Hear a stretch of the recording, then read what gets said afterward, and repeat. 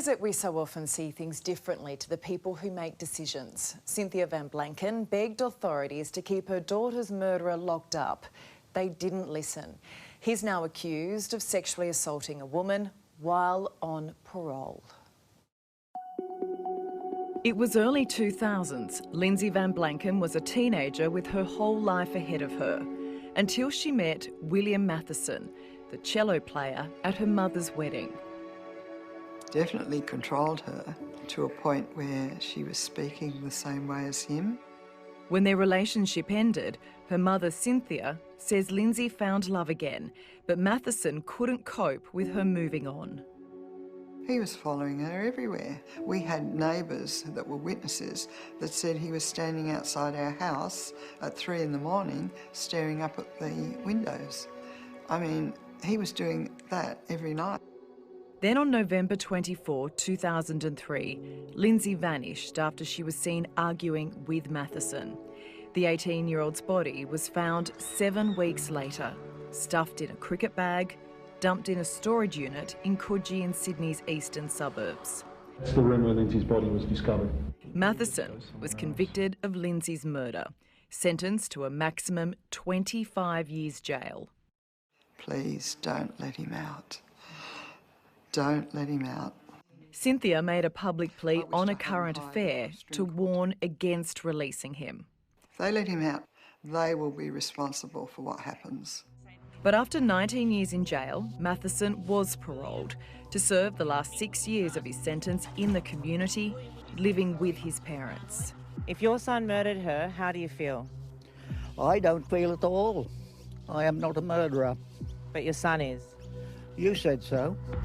Just days ago, the notorious murderer was arrested, charged with the sexual assault of a woman while on parole.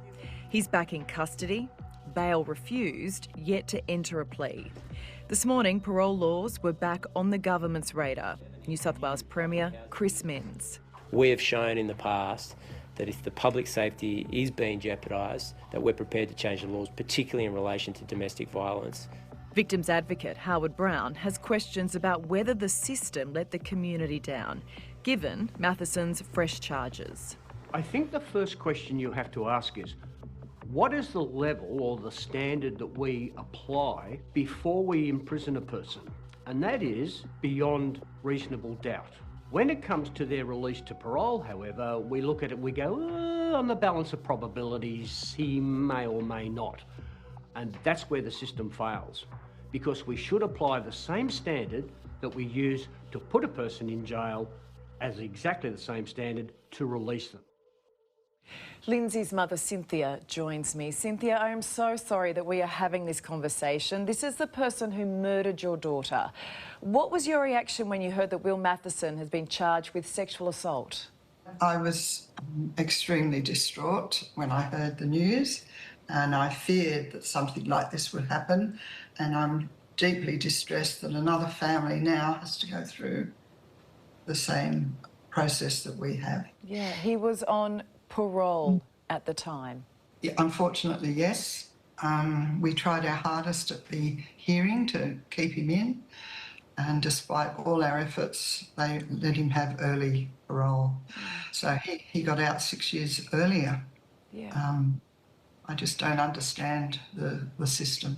I think the system's broken, actually, from what I've seen. Cynthia, I feel, looking at you now and talking to you, that the system has also broken you.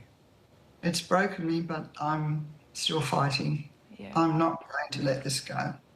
I just think that somebody has to keep trying to get some sort of change in the system, because the system, it's just fractured. Everywhere you turn, someone is very sympathetic.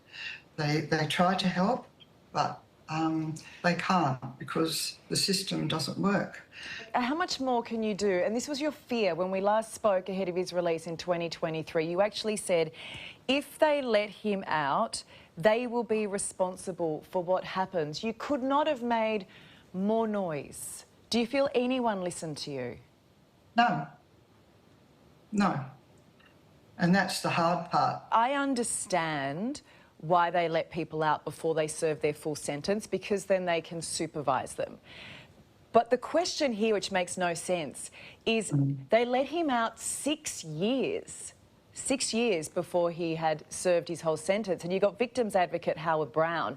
He says that 60% of offenders reoffend within 3 years. And we are making really clear tonight that Matheson has not been found guilty or not guilty to these recent charges. But it does beg that question. Why was he let out so early? That was my thought. I thought 6 years, do they need 6 years to check on him? I mean, if they let him out, say, even a year, that would be time enough, wouldn't it, to see if he was not complying to the regulations that he had. And on the letter I received afterwards, it said that he would be monitored 24/7. So my question is, who was monitoring him when he did this alleged assault? Have you been given any of that information as to how he was being monitored on parole? Do you know if he had access to social media? Was he allowed online? How often he was reporting to his parole officers? Is any of that information shared with the family of his victim? Not at all. And that's my main complaint. Every time we contacted anybody, they would say they had to give the offender privacy. Cynthia, you shouldn't have to fight this hard. You've already been through enough. You have to argue why he should be kept in jail, why you think he should be kept in jail. You know, you have the state. They could have put in a submission for or against parole. They didn't do anything like that. You've gone to your local and federal politicians. Like, you have worked tirelessly. None of this should fall on you, because I don't understand how you can ever have closure. We haven't had closure. And I don't feel we ever will, the way the system is broken. And the longer it goes, the harder it is for me and the family. Very, very, very difficult. They really are not putting themselves in a victim's position. They just, this system must be extremely old, and they just haven't done anything with it. Do you know yet if his parole will be revoked and he'll finish his sentence now, or is it not that simple? We know nothing. They won't tell us anything. If we ring up, they just say, I'm sorry, we can't tell you anything. Is there any relief knowing that he is now locked up again? Extreme relief. I mean, a temporary one, because who knows what these judges are going to decide. Who knows? He could be back out again. The way the system is, he could be back out again. But I'll just keep trying. Something's got to change. Well, look, you're right there. Something needs to change with the parole process. So good people like yourself do not go through years of this stress and this heartbreak. Thank you so much for talking to us, Cynthia. It is stress. Thank you.